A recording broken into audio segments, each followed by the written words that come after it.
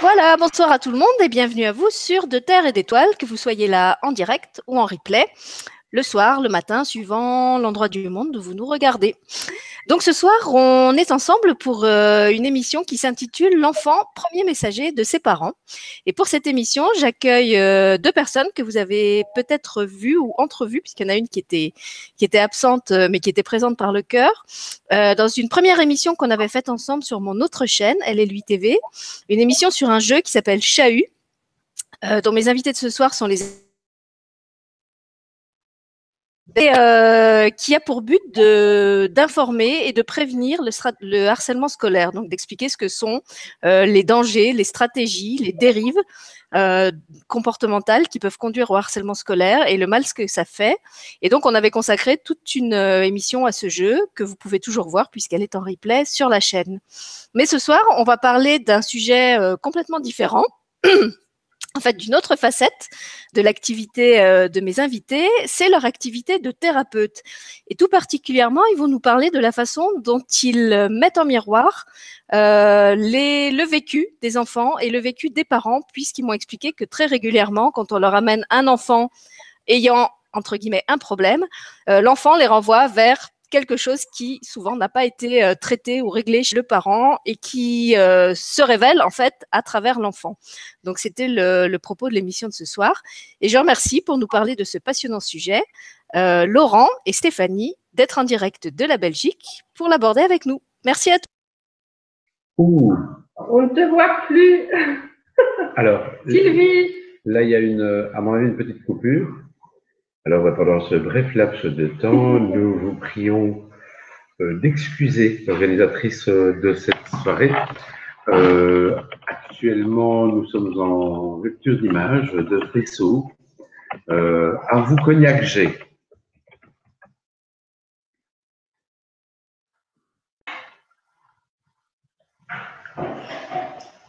Ça ne fonctionne plus.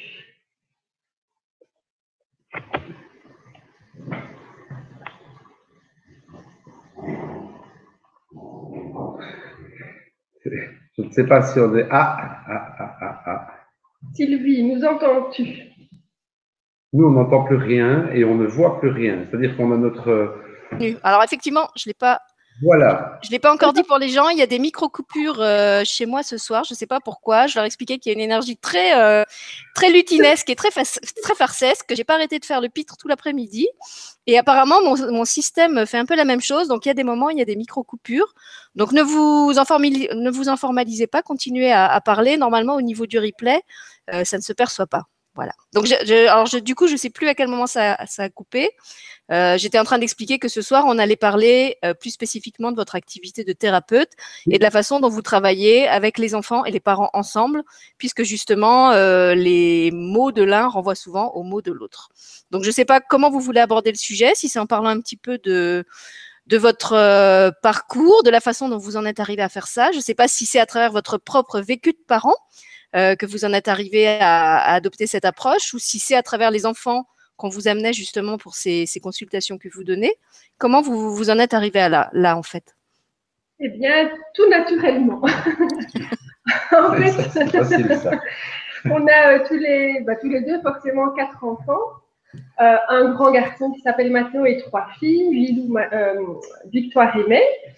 Et en fait, ça fait plus ou moins 15 ans qu'on donnait des soins énergétiques, on s'est formé en communication non violente, en programmation neurolinguistique et en d'autres choses. Et avec vraiment l'énergétique en toile de fond. Et on a vraiment en fait commencé à rencontrer le sujet vraiment du miroir de l'enfant par rapport aux parents lorsqu'on a approché les diagnostics tels que haut potentiel, dyslexique, trouble de l'attention, chez nos propres enfants et chez nous également. Voilà.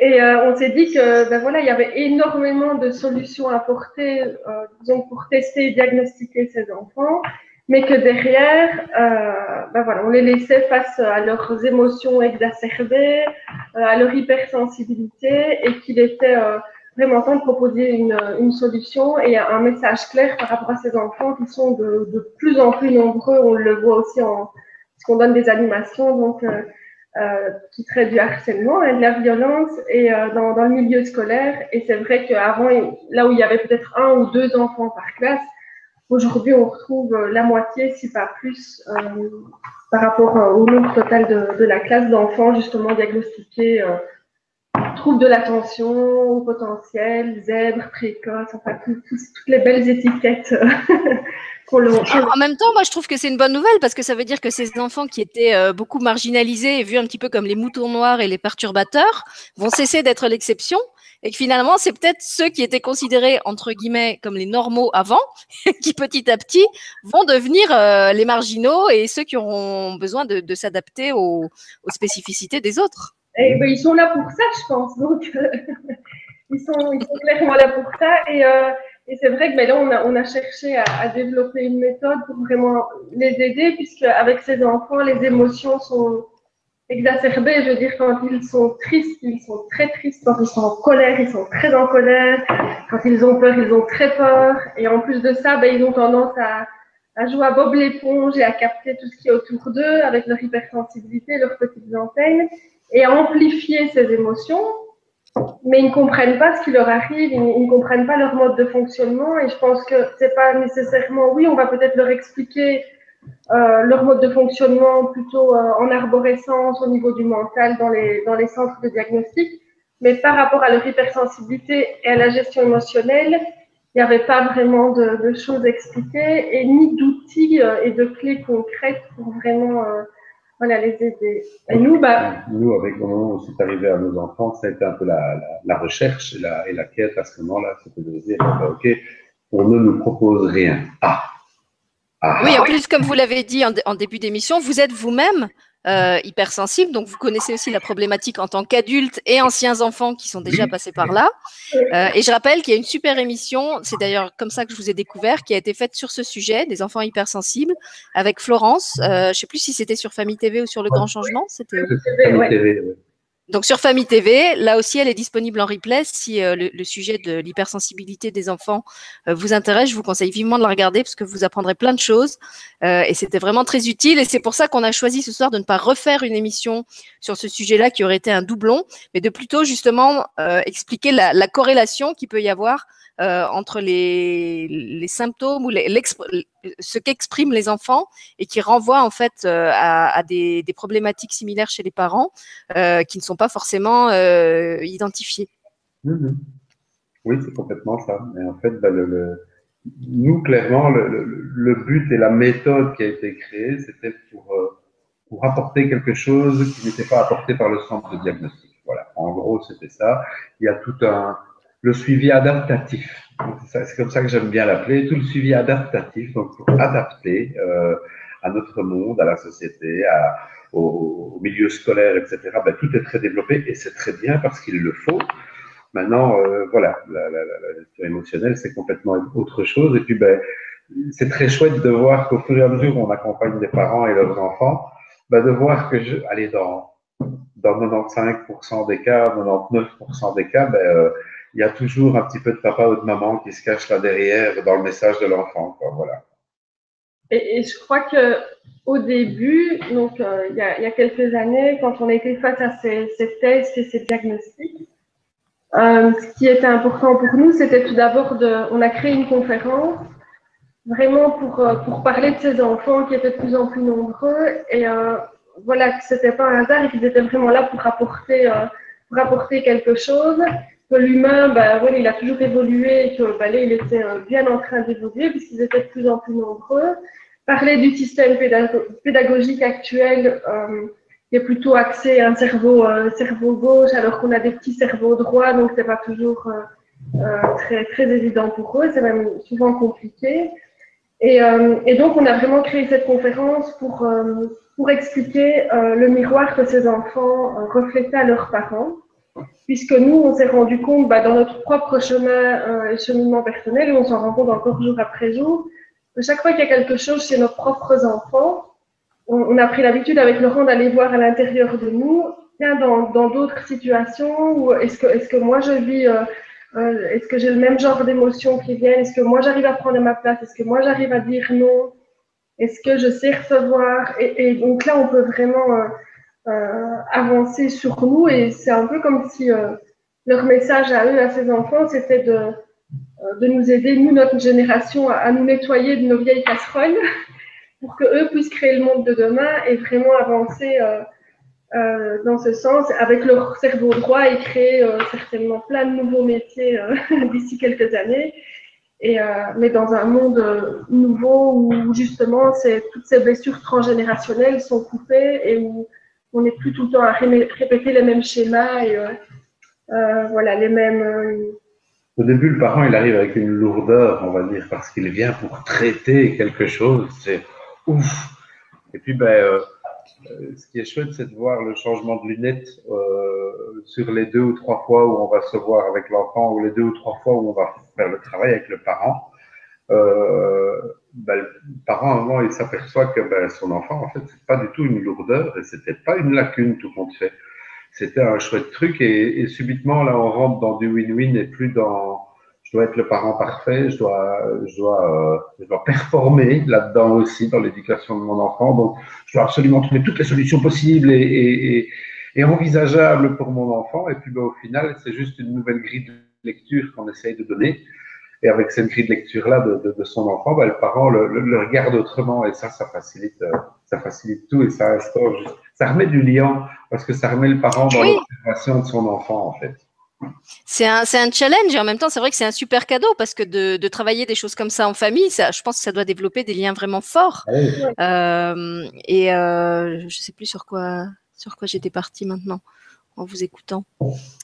Oui, je me disais que finalement, en fait, même dans les adultes de maintenant, moi je le vois dans mes invités à travers leurs témoignages, il y a ceux que j'appelle les briseurs de chaînes. On voit que dans les familles, il y a comme ça des schémas qui sont transmis, répétés, retransmis de génération en génération sans être remis en cause. Et puis à un moment arrive non pas le maillon faible, mais le maillon transmutateur, j'ai envie de dire, qui est celui qui va faire péter la chaîne, qui refuse de reproduire une énième fois ce schéma. Donc soit parce que justement il va complètement péter les câbles et que ça va faire tellement question aux autres membres de la famille qu'ils vont bien être obligés de le traiter, ce fameux problème, soit parce qu'il ne va pas réagir à la même situation de la même façon et qui va les amener comme un peu ce qui s'est passé chez vous à trouver ou à créer des outils quand ils n'existent pas. Et comme vous l'avez dit, c'est aussi des gens, enfants ou adultes, qui amènent vraiment à créer de nouveaux métiers, à créer de nouvelles méthodes. Pour moi, c'est des pionniers en quelque sorte. C'est comme des ferments qui font lever la pâte, qui la font travailler et qui empêchent qu'on puisse tout le temps reproduire les mêmes schémas confortables qu'on avait avant, parce que avec ces gens-là, ça ne marche pas. Et on peut essayer 10 fois, 20 fois les trucs qui ont servi avec 100, 200 ou 200 000 autres, ça ne marche pas. Et quelque part, c'est le cadeau qu'ils nous font, qui peut être au départ comme un grain de sable dans un engrenage et paraître très gênant et très enquiquinant. Mais après, comme vous l'avez dit, quand on retourne la chose pour en faire un échange gagnant-gagnant, ça peut devenir vraiment un cadeau extraordinaire qui, du coup, va permettre à toute la famille d'évoluer ensemble au lieu qu'il y en ait qu'un, justement, qui évolue et les autres qui restent à la traîne.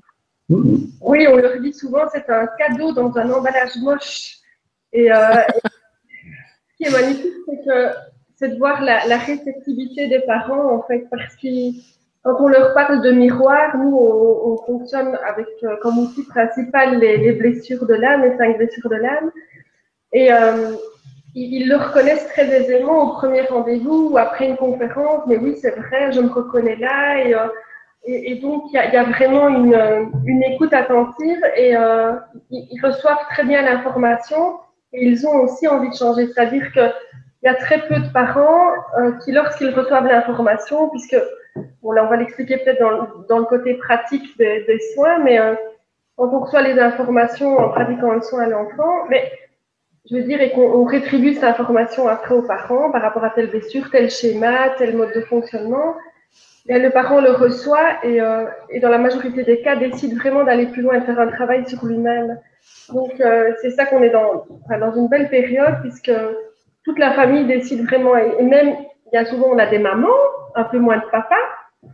La maman bien souvent a l'impression que le papa ne va pas suivre et pourtant quand le papa vient une fois conduire l'enfant et reçoit l'information, en fait, il est très réceptif, parfois même plus que la maman. Et c'est là que c'est magnifique parce qu'il y a des miracles qui se produisent en quelques soins, donc parce que l'enfant, ben, il est très perméable et le parent, quand c'est pour son enfant à la base, il avance très vite.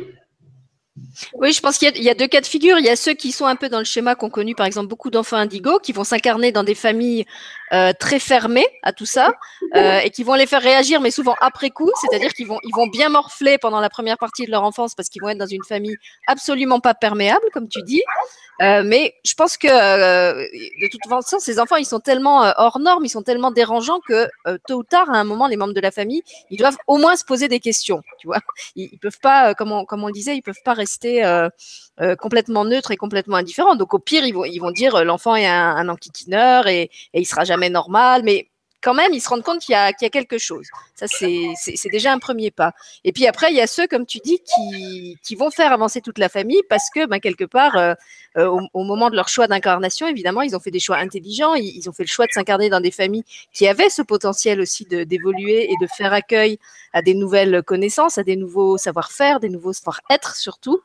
Et évidemment, l'enfant va être un peu comme une locomotive qui va entraîner les vagues d'anciennes générations et les tirer dans son sillage. Et puis, je pense qu'il y a un moment où c'est peut-être plus forcément l'enfant qui est devant, mais où c'est peut-être les parents qui vont faire des pas pour aider leur enfant et que c'est un peu un échange où en fait chacun, j'ai l'image des oiseaux migrateurs, vous savez, les oiseaux qui volent en V, où il y en a toujours un qui va devant pour tirer le groupe, et puis qui après cède sa place à un autre qui prend le relais.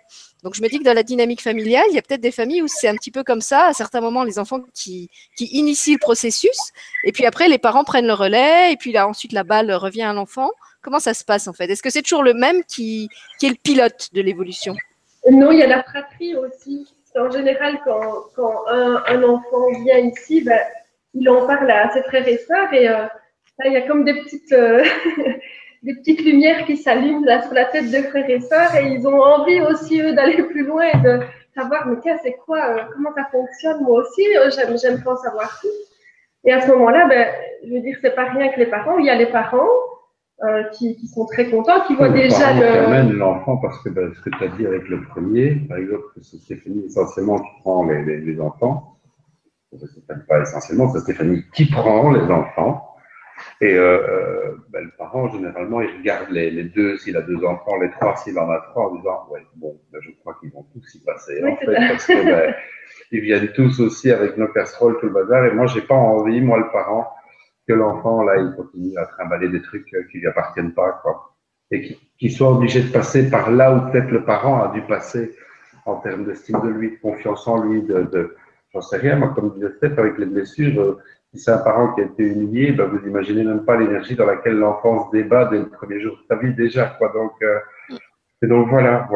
Et maintenant, comme dit Steph, oui, il y a des petits miracles qui se passent à partir du moment où papa et maman se mettent à… Tiens. Et puis, ben, ça devient ce… Alors concrètement, alors, ce qu'on va faire, c'est que pendant qu'il y en a un qui répond, si vous voulez bien, l'autre va aller allumer la lumière chez vous, parce qu'en fait, c'est comme chez moi, le jour baisse et du coup, on vous voit de moins en moins. Donc peut-être, pendant qu'il y en a un qui répond, si l'autre peut mettre la lumière, que vous restiez dans la lumière. Et donc, concrètement, comment ça se passe? Vous avez expliqué que vous recevez les enfants pour des soins et des diagnostics. Donc, qu'est-ce que vous avez comme formation? Avec quels outils? Est-ce que vous travaillez avec ces enfants-là? Est-ce que ce sont des outils que vous avez entièrement créés ou est-ce que vous vous êtes inspiré des travaux d'autres gens? Et alors après, comment se déroule le processus? Est-ce qu'il y a plusieurs séances? Concrètement, voilà, imaginons, j'arrive chez vous, je vous amène mon enfant qui a un problème lambda. J'arrive dans votre salle d'attente et qu'est-ce que vous me proposez? Alors, ben déjà, on ne fait pas les diagnostics, nous, puisqu'en Belgique, il faut vraiment que ce soit des neuropsies ou des psychologues donc, qui vont faire soit les tests neuropsy, soit les tests de QI. Donc ça, c'est pas nous. Nous, on est vraiment là en suivi pour la gestion de l'hypersensibilité et la gestion émotionnelle. Donc, en fait, l'enfant vous arrive quand il a déjà été étiqueté, ce que vous avez dit, ou hypersensible, ou zèbre, ou une des couleurs de la nouvelle palette des nouveaux, de ce qu'on appelle les troubles du comportement, c'est ça? Oui. Donc, en général, la majorité des enfants qui viennent… Soit il le sont, soit il y a suspicion. Voilà, il y a suspicion. Là, encore cet après-midi, j'ai un enfant qui est venu pour gérer donc tout ça. Mais voilà, il y a aucun test qui avait été préalablement fait. Donc voilà, et la maman ne savait pas trop si c'était nécessaire de le faire ou pas. Donc, d'accord. Donc les parents viennent avec leur enfant, avec suspicion, comme tu dis, et donc après tu les reçois, puisque si j'ai bien compris, c'est toi qui les reçois en premier. Et alors, qu'est-ce qui se passe? Comment se déroule la séance? Est-ce qu'ils sont ensemble? Est-ce que l'enfant est seul avec toi? Donc, alors, tout d'abord, soit on s'est vu en conférence où on a vraiment donné notre message général aux parents, soit par téléphone, ou alors c'est le bouche à oreille. En général, c'est vrai que c'est souvent le bouche à oreille. Et là, le parent donc, a pris rendez-vous.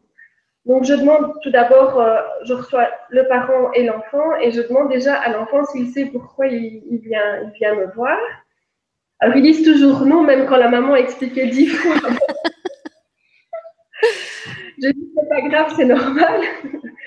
Et là, en fait, moi, je leur explique que je suis là pour les aider à bien gérer leur hypersensibilité. Je leur explique ce que c'est justement cette hypersensibilité. C'est pas que bien souvent, voilà, moi, quand j'étais petite, on me disait, mais t'es trop sensible, Stéphanie. Et, voilà, c'était l'image de la fille qui pleure facilement, mais c'est bien plus que ça, l'hypersensibilité. Voilà, c'est tous les sens, en fait. Hein, donc, c'est aussi bien oui, et les comme choses. vous l'avez dit, il y a non seulement ses propres émotions qui sont déjà débordantes, et puis il y a en plus le fait que ce sont des enfants en pâte, enfin, comme tu as dit, hyper éponges, qui vont en plus attirer à eux les émotions des autres, ce qui fait que ça forme vraiment un package énorme. Et effectivement, ça peut donner l'impression qu'ils ont des réactions disproportionnées à des choses qui nous semblent des détails, alors que dans leur ressenti, c'est vraiment quelque chose qui est énorme. Et c'est ça souvent que les non hypersensibles ne comprennent pas tout de suite.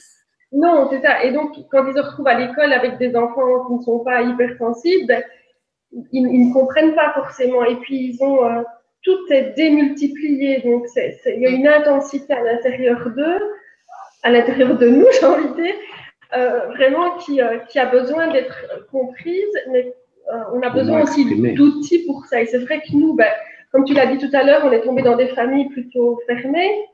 Et donc, on n'a pas vraiment pu créer on n'a pas vraiment trouvé de solution à ça. Je veux dire, c'est la vie qui nous a mis pendant longtemps des murs et des murs et des murs et des leçons de plus en plus grosses pour nous faire découvrir qui on était réellement et à quoi cette hypersensibilité allait nous servir. Alors, nous, c'est vrai que notre hypersensibilité, on l'a mis au service donc, des soins énergétiques et des enfants et des parents. Bon, il y a les ateliers, etc., mais on en parlera plus tard, j'imagine.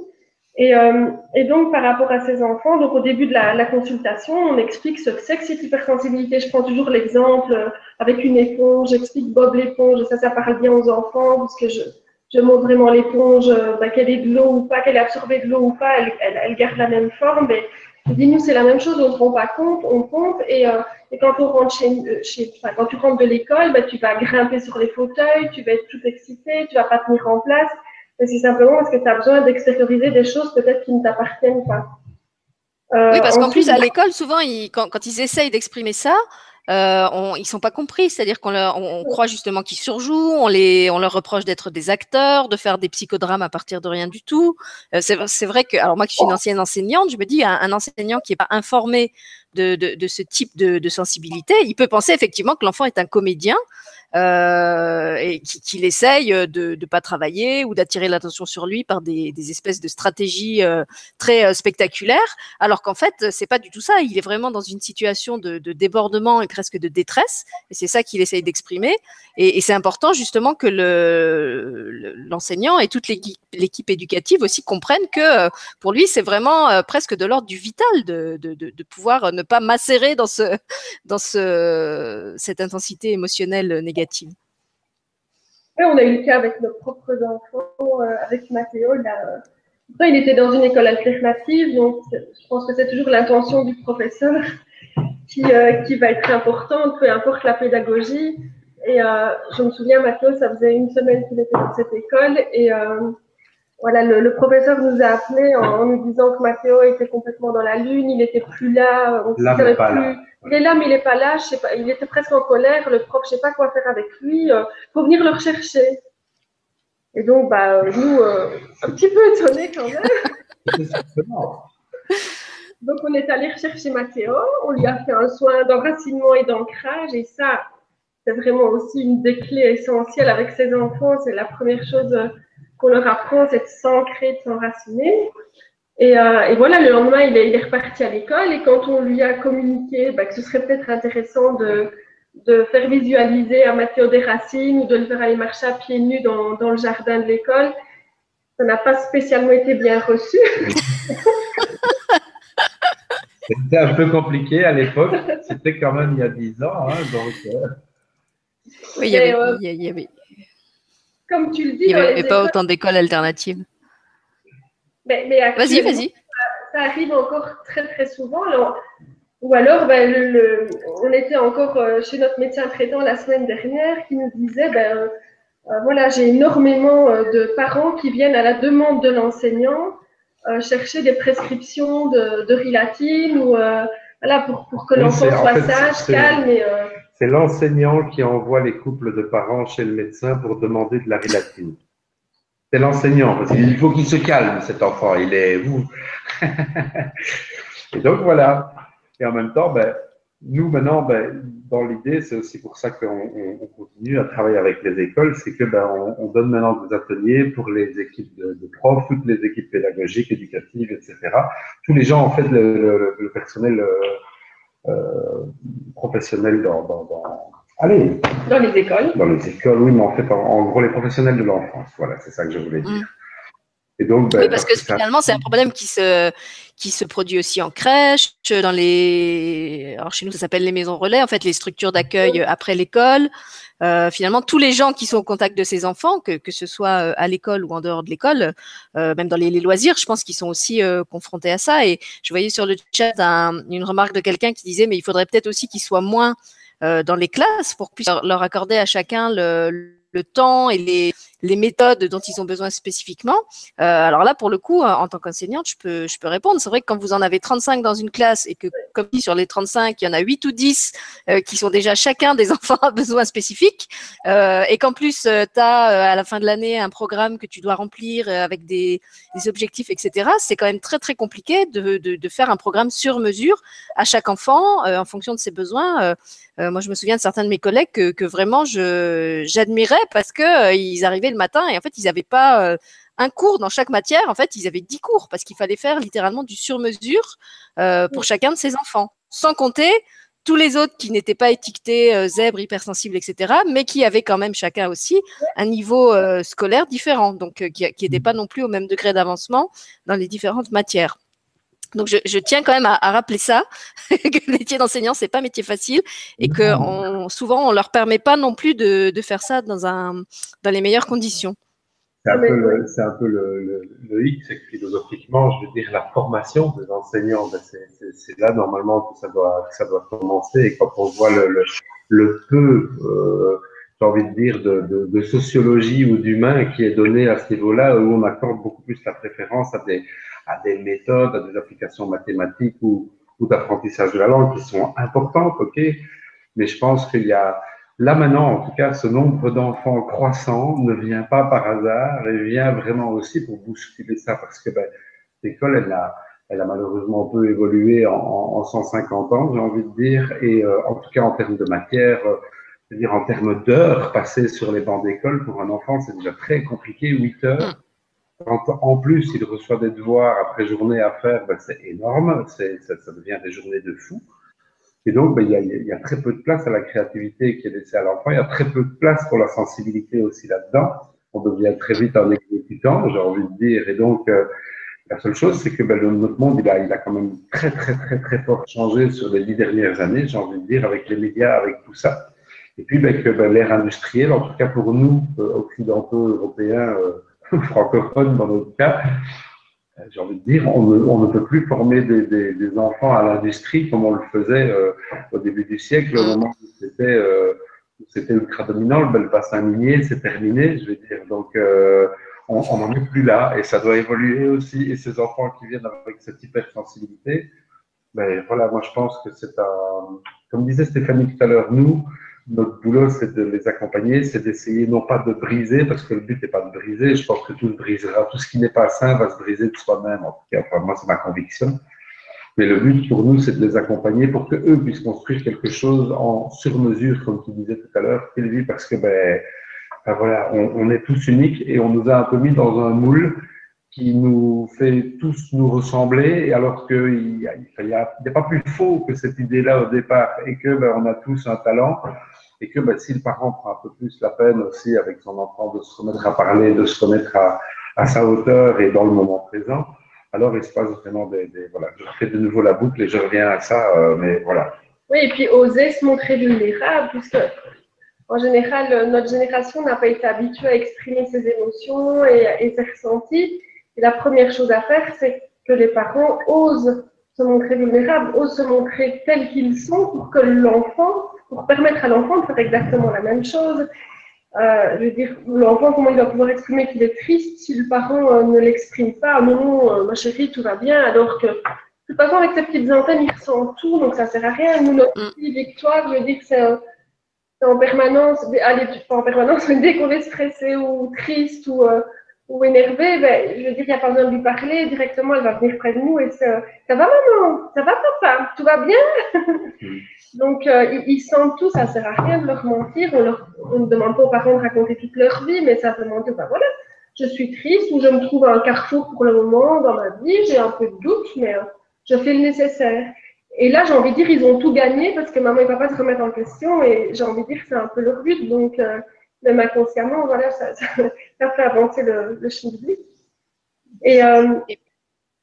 Et par rapport à ces enfants, oui, ils sont tous hypersensibles. Enfin, la majorité, et je pense qu'ils le sont tous, sincèrement. Ou alors, il y a un gros masque. Et la gestion émotionnelle, c'est pas évident pour ces enfants, mais je pense qu'ils sont aussi tous différents. Et comme tu le dis, dans une classe, oui, c'est compliqué pour l'enseignant. Il n'a pas d'outils pour gérer ça. Et puis, il faudrait presque un enseignant par élève pour pouvoir vraiment l'aider à ses apprentissages. Et ça, c'est vrai que c'est très, très compliqué, quoi. Et même dans les écoles alternatives, avec les pédagogies alternatives, c'est pas évident du tout parce que ces enfants, ces pédagogies, elles datent quand même de certaines années, dizaines d'années, et donc elles sont peut-être pas non plus nécessairement adaptées aux enfants actuels. Enfin, nous, c'est ce qu'on voit avec, c'est ce qu'on ressent avec nos propres enfants qui sont dans une école alternative, qui ont fait 2 types de pédagogie alternative et qui ne sont pas toujours adaptés non plus à leur façon d'être, quoi. Mais je pense... Oui, parce que finalement, l'enseignant, il a aussi son vécu. Il a pas forcément été formé lui-même déjà à exprimer ses propres émotions suivant sa génération, suivant l'éducation qu'il a reçue.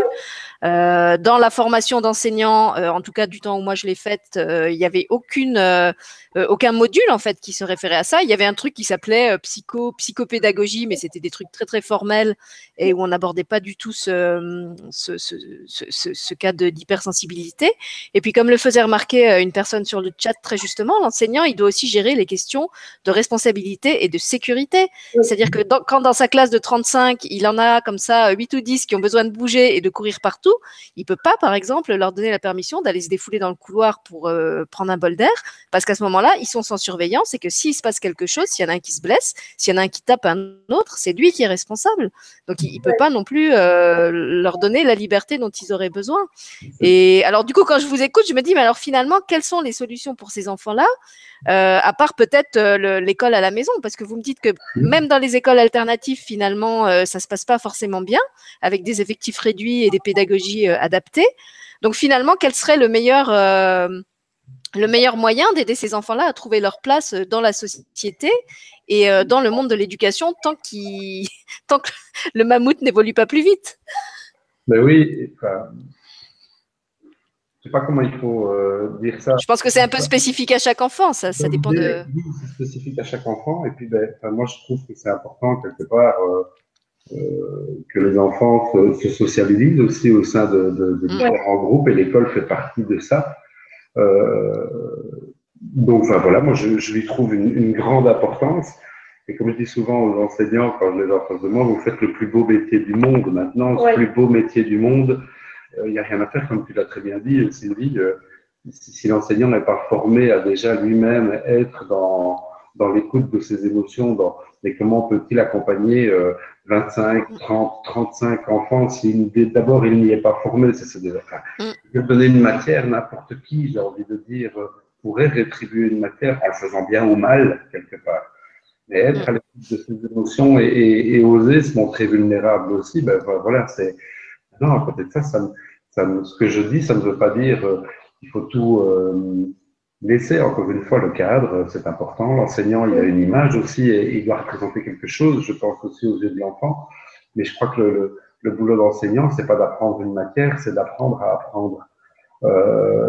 Pour moi, en tout cas, c'est comme ça que je vois vraiment ce métier. C'est vraiment apprendre à l'enfant à apprendre. Moi, ça a été ma plus grosse peine à l'époque dans mon parcours scolaire personnel, en sachant que bon, ben moi, les diagnostics sont arrivés quand j'avais 40 ans presque.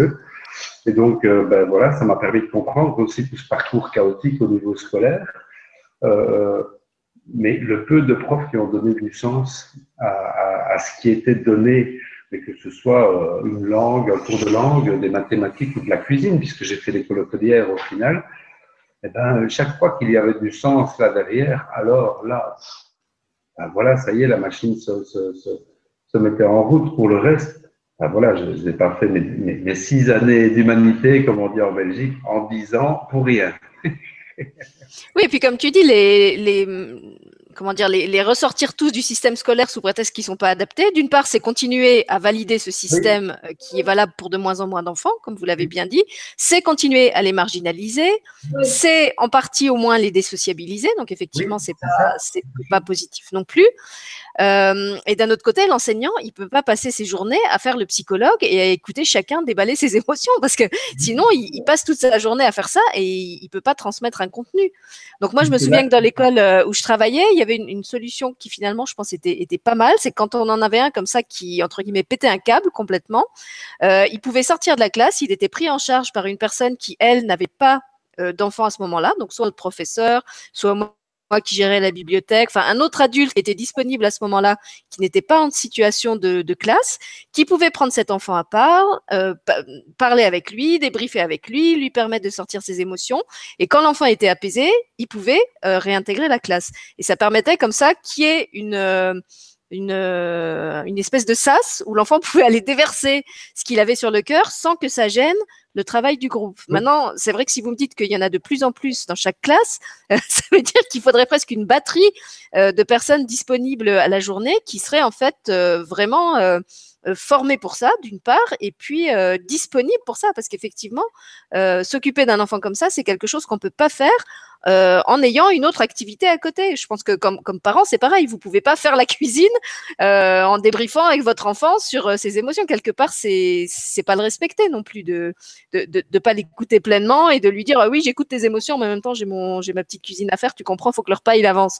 Donc si vraiment on veut se donner les moyens que cette expression elle trouve un espace, il faut aussi avoir le personnel pour, il faut avoir un local pour, parce qu'évidemment ça va pas se faire dans un espace public où tout le monde écoute. Donc ça demande quand même des vrais moyens, je pense, en termes d'éducation. Ça démarre pas à l'école, en fait, les vrais moyens, ils doivent déjà commencer à la maison. Parce que ben là, c'est sociétal. Le problème, il devient sociétal à partir de là, c'est que ben, on n'a jamais eu autant de moyens de communication de ce genre-là, etc. Et aussi peu communiquer réellement, j'ai envie de dire. On voit d'ailleurs l'hyper-addiction des enfants par rapport à tous ces écrans. Nous, on constate que ce soit au cabinet, que ce soit dans les écoles, c'est waouh. Enfin, moi, j'en reviens pas. Clairement, j'en reviens pas c'est vraiment addictif, c'est hyper addictif. Mais si on remet pas du lien au sein de la famille, l'enfant, il vient déjà avec un zéro repère à ce niveau-là. Je veux dire, le cadre familial, c'est d'abord ce qu'il y a de plus nourrissant et de plus sécurisant pour un enfant. Si déjà là, il n'est pas sécurisé, alors c'est évident qu'à l'école va se reporter le problème. Et comme tu le disais, l'enseignant, ben, comme tu l'as dit tout à l'heure, la sécurité, déjà, c'est hyper important. Mais s'il est face à 20 élèves sur 35 qui sont désociabilisés parce que ben, hyper addictifs avec leur truc, et là, on sort de plusieurs animations qu'on est allé donner dans les humanités, justement, donc avec des ados et plus des jeunes enfants, des ados, et où on se dit, mais wow, il y a une perte de repère par rapport à la réalité, pas la virtuelle, la réalité, vraiment. Et je ne veux pas jouer les vieux jeux, encore une fois, j'utilise ces outils, mais je les laisse à leur place d'outils, et pas ça prend pas toute la place, j'ai envie de dire. Voilà, quand il y a besoin de parler avec un enfant ou un de nos enfants, ben, on prend le temps de le faire aussi. Mais, mais le problème débute là, ça débute dans la famille. Et pour nous, encore une fois, c'est toujours la clé, c'est d'aller, c'est la chance qu'on a quelque part que ces enfants soient les messagers des parents, parce que ben, c'est au travers de l'enfant que le parent acceptera de se remettre en question. La vie, aujourd'hui, on est dans du très rapide, dans la fast life, comme le fast food, là, donc tout va plus vite, il faut avoir, être, bon, ben, ça passera au second plan, quand on sera pensionné, on prendra le temps d'être un petit peu, si on a le temps. Et donc, ben, c'est revenir un petit peu justement à ces valeurs-là. Et ces enfants-là ben, nous donnent la chance d'aller chercher le parent, justement, parce que le parent, ben, souvent, quand ça touche son enfant, c'est là que vient enfin, le cœur est interpellé là, vraiment. Si on est dans du stratégique, et il arrive que des parents viennent ici en se disant, ben voilà, je vous le confie, en gros, mettez-moi un joli pansement et puis je le prends dans 1 heure, quoi. Remettez-le dans le moule. Voilà, c'est ça. Et là, non, ce n'est pas possible. Donc, ça marche pas, non. Mais ce qu'il y a, c'est que l'école, c'est un beau terrain d'apprentissage pour la famille, en fait, à travers l'enfant. Et ce que l'enfant va vivre à l'école, ben, bien souvent, c'est ce que le parent vit dans d'autres situations. Et donc, à partir du moment où le message est transmis aux parents et qu'il y a des modifications qui se font au sein de la famille et au sein de, enfin, vraiment avec les parents, ça se passe mieux à l'école. Maintenant, c'est vrai qu'il y a plein d'outils dans les écoles. Tu parlais tout à l'heure d'avoir une deuxième personne donc pour être à l'écoute des enfants, mais il y a aussi les conseils de classe qui peuvent se faire voilà, 1 fois par semaine ou 2 fois par semaine. Alors attends, les conseils de classe, c'est quand les enfants s'expriment sur la vie en classe, c'est ça? avec bâton de parole. Voilà, parce que les conseils de classe en France, c'est le moment où on remet les bulletins, où tous les profs seraient. En fait, c'est un truc qui est que entre profs. C'est une autre terminologie. C'est pour ça que je me permets de préciser. Donc, je crois que c'est ce qu'on appelle le conseil de vie de classe ou voilà, je sais plus comment ça s'appelle en France. Ouais, bah oui. Ça a dû encore changer de nom depuis que je suis partie, mais c'est là. Donc, cette réunion sur l'ambiance au sein de la classe, Oui, c'est ça? Ça permet de déposer les émotions et donc de communiquer aussi. Et donc, ça, c'est déjà un merveilleux outil. Je pense qu'il y avait déjà moyen de mettre en place ces outils-là. Ben, ça permet de déposer. Et voilà. Et c'est vrai que ben, les moyens, comme tu dis, ils sont pas vraiment déployés. En tout cas, en Belgique, les enseignants n'ont vraiment pas facile. Et puis, surtout, il y a quelquefois un abandon des parents qui ne mettent plus le cadre, qui laissent aller, ils ne savent plus, ils laissent faire. Et on a des enfants qui se relèvent la nuit pour aller sur leur tablette ou sur leur smartphone. Messenger. Et les parents, en fait, ont vraiment lâché le truc, en fait. Ils sont dans une vie de plus en plus stressante, ils travaillent tous les deux, ils font des heures de malade et ils sont plus du tout attentifs à l'enfant. Et donc, bah, forcément, l'endroit où l'enfant passe le plus de temps, bah, c'est à l'école. Donc, c'est là que ça va se répercuter le plus aussi. Mais comme tu me dis, les enseignants ne sont pas des psychologues non plus. Donc, ils ont déjà une fameuse part. Voilà.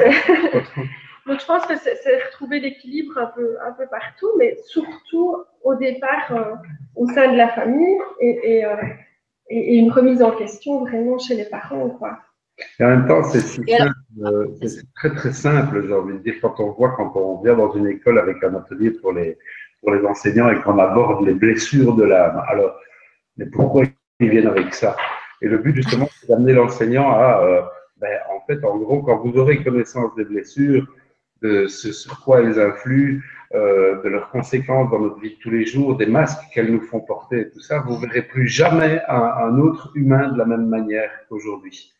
Et donc, ça va vous amener l'empathie. Et à partir du moment où… Oui, c'est la question que je voulais poser, puisqu'on était parti de la situation de consultation où donc Stéphanie reçoit l'enfant seule. Donc, en fait, elle identifie quelle est sa blessure de l'âme prédominante, on va dire, la plus marquée. Et alors après, qu'est-ce qui se passe? Est-ce qu'il y a un soin qui est fait directement lors de cette première séance? Est-ce que c'est un soin qui n'est adressé qu'à l'enfant ou est-ce que tu travailles aussi sur le parent? Comment ça se passe concrètement? Donc, concrètement, donc après avoir discuté avec le parent et l'enfant, si le parent a quelque chose à dire, ben voilà, il le dépose à ce moment-là.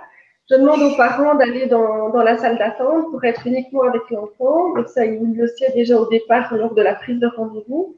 Et je dis, de toute façon, à l'enfant, tu vois, la porte est là. Si tu vas aller chercher maman à tout moment, tu y vas, il n'y a aucun souci. Et là, en fait, l'enfant, je lui demande de se déchausser, de s'allonger sur la table de massage. Je lui explique aussi auparavant qu'on va vraiment aller chercher un ami, un nouvel ami qui va être avec lui, puisque je travaille essentiellement avec l'imaginaire. Et donc, voilà, qu'avec cet ami, il va pouvoir pouvoir déposer toutes ses émotions, déposer les énergies et les petits sacs à dos qu'il porte qui ne lui appartiennent pas. Il va pouvoir les déposer à l'ami. Et là, voilà, d'un enfant à l'autre, on part. C'est mon côté enfantin aussi qui passe. Oui, suivant l'âge, je pense que l'ami ne va pas prendre la même forme suivant que c'est un ado ou un maternel.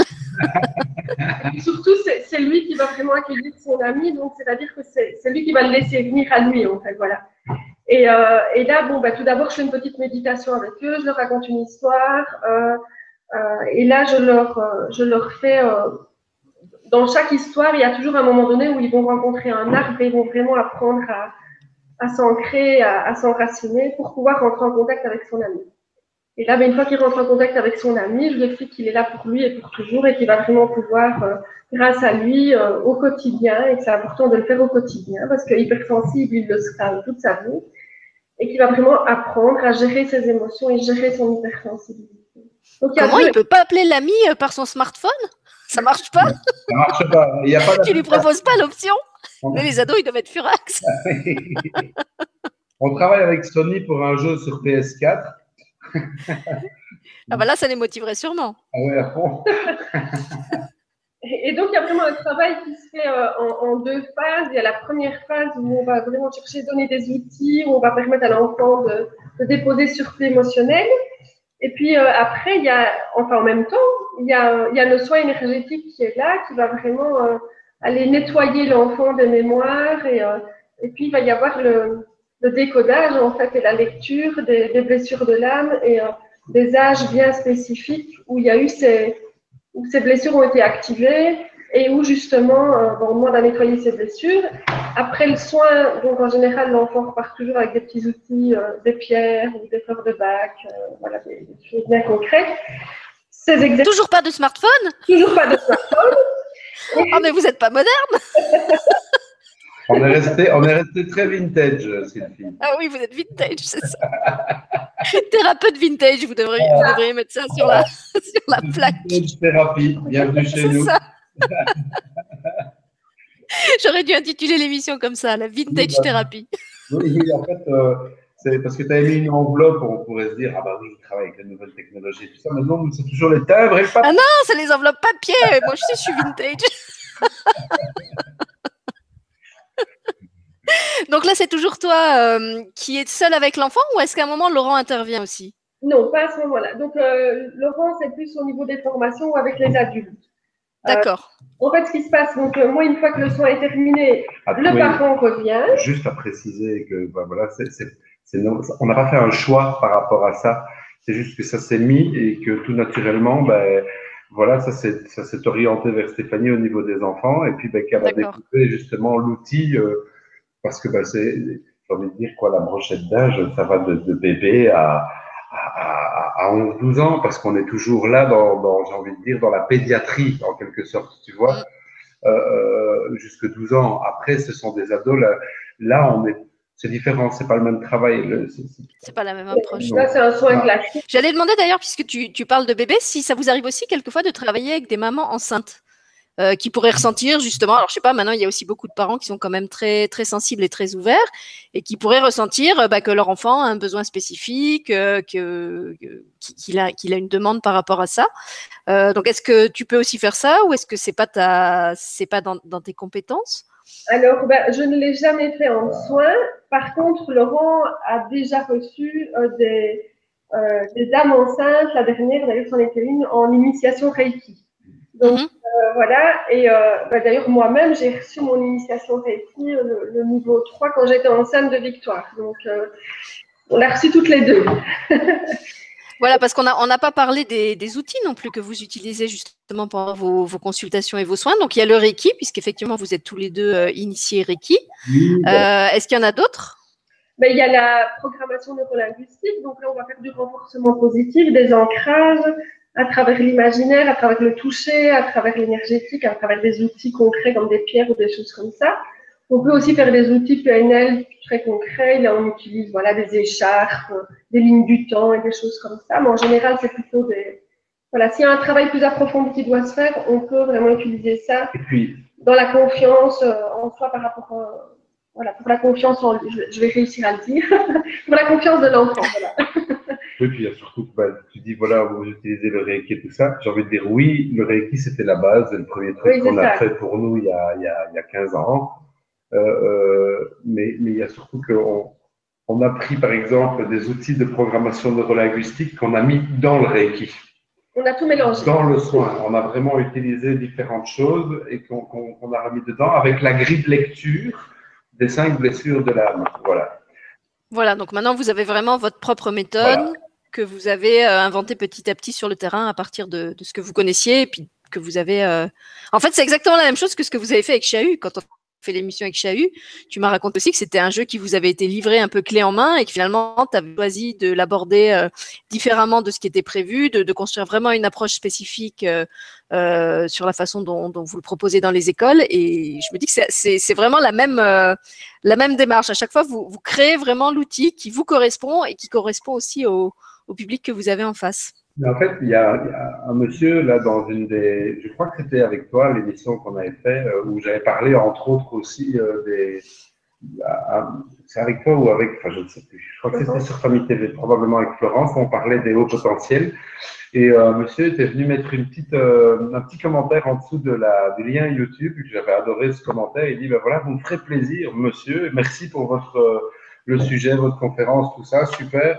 Mais s'il vous plaît, arrêtez avec haut potentiel. Alors, moi, ça, c'est pas mon invention. Déjà, c'est un truc voilà, c'est scientifique. En Belgique, c'est vraiment le terme utilisé. Mais il m'a conseillé un terme. Il dit, voilà, vous nous ferez un immense bien et vous ferez un bien immense à tous ces gens qui sont dans ce haut potentiel en nous appelant les multifonctionnels. Multipotentiels. Damien, c'est subtil. On l'utilise très souvent, d'ailleurs. Parce que c'est vraiment ça, en fait. C'est juste ce que tu dis, ça me fait penser à ça. On utilise, en fait, vraiment différentes facettes. Une méthode, non. C'est comme dans la pédagogie, c'est la même chose. Tu ne peux pas dire Steiner est meilleur que Montessori, qui est elle-même meilleure que Freinet. Non. Par contre, si tu prends le meilleur des trois, alors tu as quelque chose de magnifique. Mais surtout adapté à l'enfant, parce qu'il y a de la communication non violente aussi dans les soins. Donc, la méthode qu'on a développée, elle s'appelle Trait d'union. Donc, c'est vraiment. D'accord. Est-ce que les gens peuvent trouver ça sur votre site? Oui. Il me semble qu'il y a une rubrique, non, qui s'appelle. Voilà. Donc, pour ceux qui veulent en savoir plus. Et puis, puisqu'on est justement dans les choses pratiques, vous avez parlé tout à l'heure de conférences à distance. Donc, vous ne faites pas les soins uniquement en cabinet. Vous pouvez aussi faire ce type d'accompagnement par Skype ou je ne sais pas comment ça se passe. Ah, donc vous n'êtes pas totalement vintage. Vous utilisez quand même les nouvelles technologies. Oui, ça peut se faire aussi à la demande et par mail. On fait notamment un soin spécifique du pardon. Donc, quand ça doit être un peu plus profond, tu vois, avec le parent. Et alors, à ce moment-là, avec l'adulte, oui, on peut vraiment faire on l'a déjà fait par Skype et ça s'est merveilleusement bien passé. Donc, voilà, oui, c'est possible. Donc, c'est une bonne nouvelle pour les gens qui nous écoutent, qui ne sont pas tous forcément en Belgique, puisque la chaîne a des abonnés un peu partout dans le monde. Si vous êtes loin de la Belgique, vous pouvez quand même prendre rendez-vous avec Stéphanie ou Laurent, mais apparemment, d'après ce que j'ai compris, c'est surtout Stéphanie qui s'occupe de cette partie-là, et prendre rendez-vous avec elle et faire une consultation avec elle, même si vous n'êtes pas en Belgique, à proximité de Liège. Oui, voilà. c'est possible. De Namur. À Namur, pardon. Oui, Namur. Mais je ne sais pas pourquoi je dis Liège, n'importe quoi. À mon avis, tu as dû entendre que j'étais né là-bas. Ah, bah c'est peut-être ça, oui, on en a peut-être parlé dans l'émission sur Chahu. Et donc, je ne sais pas, mais si on l'a spécifié tout à l'heure, mais à la fin de la consultation, là, on reçoit à nouveau le parent et là, je lui explique vraiment donc, ce qui a été lu chez le parent et donc, ben, je lui tends la perche et je lui dis, ben voilà, j'ai vu ça, je pense chez vous qu'il y a ça, et là, c'est vraiment le ressenti qui parle et bien souvent, il y a les larmes qui sont là et puis il y a un suivi qui se fait après Et bah, soit ça se fait en simultané, donc je reçois l'enfant. En général, l'enfant, je le reçois 2 à 3 fois, pas plus. Et toujours avec des délais minimum de 3 semaines entre chaque soin, puisque le résultat ne se fait pas toujours immédiatement. Il se fait en 2 semaines. Parfois, ça peut aller très vite, mais je donne toujours un délai de 3 semaines. D'accord. Oui, j'allais te demander en fait si c'était toujours en une seule séance ou s'il y avait plusieurs séances, s'il y avait un nombre, comment dire, si c'était toujours le même nombre de séances pour chaque personne ou si c'était spécifique aux besoins de chacun et que ça pouvait varier de une à plusieurs séances. Donc c'est spécifique, mais en moyenne, c'est un tout petit, un bébé, ça va être une fois par exemple. Mais voilà, en fonction de la personne, ça va être, en général, en moyenne, c'est 2 à 3 soins. Je dirais 3 soins pour les enfants. Et les adultes, alors, bah, soit commencent à la fin des soins de l'enfant, soit en parallèle, soit monsieur, soit madame, soit les deux, soit tout le monde. Et si à la limite, la consultation ou le soin ne parle pas aux parents, il a la possibilité de venir suivre un atelier qu'on a créé aussi qui s'appelle Parents heureux, enfants heureux, où là, il va avoir quatre ateliers en fait, qu'on a mis sur une journée de communication non violente, de blessures de l'âme et de pensée créatrice et du pouvoir de la gratitude en fait. Voilà. Donc là, c'est des ateliers qui sont destinés aux adultes. Oui, aux adultes, donc que ce soit des parents, des enseignants, voilà, toute personne en fait en recherche. Mais bon, bien souvent, c'est vrai que ce sont les parents qui s'y retrouvent et les papas, par exemple, ou le couple, quand il y a vraiment un désir d'aller plus loin justement dans la communication avec l'enfant et une meilleure communication au sein de la famille. Et alors, je crois que Laurent parlait tout à l'heure aussi d'ateliers en école. Donc, vous proposez aussi des ateliers spécifiques pour le personnel éducatif ou comment ça se passe? Alors, ben là, en gros, c'est à la demande des écoles, des directions. Le but, en fait, c'est d'amener une information sur justement l'hypersensibilité, encore une fois, et puis permettre à l'enseignant de se rendre compte de c'est quoi l'hypersensibilité, au travers de nouveau encore les 5 blessures de l'âme avec des ateliers là-dessus qui nous permettent de déceler c'est quoi la blessure, comment agir avec cette blessure, comment interagir avec quelqu'un qui souffre de cette blessure, etc. Plus encore différents thèmes qu'on reprend parce qu'on a plusieurs ateliers. Il y a Parents heureux, enfants heureux. Il y a un atelier qui est basé sur les 4 accords Toltec également, où là, c'est plus destiné aux parents. Mais encore une fois, on prend des outils là-dedans parce que la parole impeccable, c'est la première chose pour moi avec l'enseignant. Si sa parole est impeccable, il aura déjà le respect de sa classe quelque part et puis ça va couler, ça va être fluide. Donc, on va rechercher encore une fois là-dedans. L'idée, encore une fois, c'est empathie. C'est amener l'empathie et l'intention, parce que, encore une fois, comme je le disais tout à l'heure, ces enfants sentent tout et ressentent tout. Et si l'intention de l'enseignant est belle, alors les enfants et les ados vont la ressentir. Et donc, ça va mettre de nouveau une belle interaction en classe. Ça va changer une atmosphère de classe, clairement. Voilà. Et ce sont des ateliers qui se déroulent sur combien de temps? Alors, c'est sur une journée, une demi-journée, un week-end? C'est un peu à la demande de l'école. Si l'école dit, voilà, moi j'aimerais qu'on passe une journée, parce que généralement il y a ce qu'on appelle les journées pédagogiques pour les écoles où les enfants sont en congé et donc toute l'équipe éducative se réunit pour une formation. Et là, voilà, il nous est arrivé d'aller dans ce cadre-là, dans différentes écoles où on est allé là avec la formation dont je parlais juste avant, et on fait ça en une journée. Généralement, c'est une journée. Là, par contre, par exemple, on démarre un autre partenariat avec une école où là, on a donné les animations parce qu'ils avaient un problème de violence. Derrière, maintenant, on va former les enseignants à travailler avec l'outil d'animation, justement. Et puis, on va mettre en place tout un suivi, justement, avec l'école, parce que le projet, c'est vraiment non-violence dans l'école.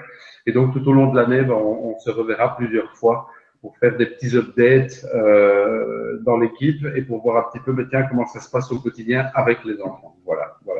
Et alors là, ça se passe comment? Vous êtes rémunéré par l'école ou est-ce que vous êtes subventionné et l'école n'a pas de frais à verser? Comment ça se passe au niveau du… Parce que nous ne sommes pas subventionnés et donc fatalement, c'est l'école qui, à ce moment-là, finance ces journées de formation ou ces animations, etc. C'est exactement le même principe que les animations. voilà. Ou le comité D'accord. de parents aussi, quelquefois, qui peut intervenir. Oui. Voilà, ça arrive quand même souvent. Les associations de parents, généralement, ne sont pas sensibles à partir du moment où il y a des petits hics de violence, par exemple. Les associations de parents, généralement, ne sont pas du tout insensibles à ça et veulent intervenir. Maintenant, quand c'est à la demande d'une direction ou d'un directeur qui veut vraiment mettre une nouvelle dynamique dans son école, une dynamique d'écoute, de respect de soi et de l'autre, alors là, fatalement, voilà, ça c'est son intervention et c'est sur son budget, évidemment, que maintenant. D'accord. Et alors là, ce sont des animations que vous proposez uniquement physiquement. Il n'y a pas de télé, de web animation ou de programme qui soit adapté pour des écoles qui seraient loin géographiquement. Sylvie, nous sommes ouverts à tout. Souvent, on répond à la demande. En fait, on a une demande, ben voilà, et alors on fait du sur-mesure, tu vois. Oui, ça c'est les créatifs. En général, c'est l'occasion qui fait le larron, comme on dit. Oui, je sais pas, je me dis toujours que voilà, de la même manière que on a appris à lâcher prise justement parce que on se rendait pas compte de ces différences-là il y a 20 ans. On savait pas qu'on était différents, on disait juste qu'on était des emmerdeurs. mais voilà, c'est tout ce que je voulais dire moi là-dessus. On était ouvert à tout et qu'on créait en fonction de la demande. Ouais, on se laisse pas. Donc ça veut dire que en fait, je pose la question parce que parmi les abonnés, il y en a beaucoup qui sont pas en Belgique, mais justement, il y a beaucoup de gens qui sont dans le monde de l'éducation ou au contact des enfants. Donc, s'il y en a qui sont intéressés pour que vous proposiez un atelier ou une animation, ils peuvent vous contacter, même s'ils sont pas géographiquement proches. Oui. Il n'y a pas de souci. On verra ce qu'on peut faire. Voilà. On a des belles technologies et je pense qu'il y a moyen, voilà. Et alors pour revenir, pour boucler la boucle un peu des consultations individuelles, puisque c'était de ça qu'on était parti. Donc une fois que il y a eu la lecture en fait de la problématique, que ça a été retransmis aux parents et à l'enfant, parce que je pense qu'il est là et qu'il écoute aussi ce qui est dit. Donc l'enfant rentre chez lui et entre la première séance et les suivantes, est-ce que tu conviens avec la famille de mettre en place un certain protocole, de changer certaines choses? Je sais pas, de lui faire plus d'activités d'ancrage. Est-ce qu'il y a un genre de contrat en fait à mettre en place en pratique d'une séance à l'autre, ou est-ce que c'est simplement le soin qui va travailler et tu le revois simplement la fois d'après et tu le reprends là où il en est quand tu le revois? Mais c'est les deux en fait. Donc le soin va continuer à agir et puis il va vraiment avoir des exercices concrets à faire.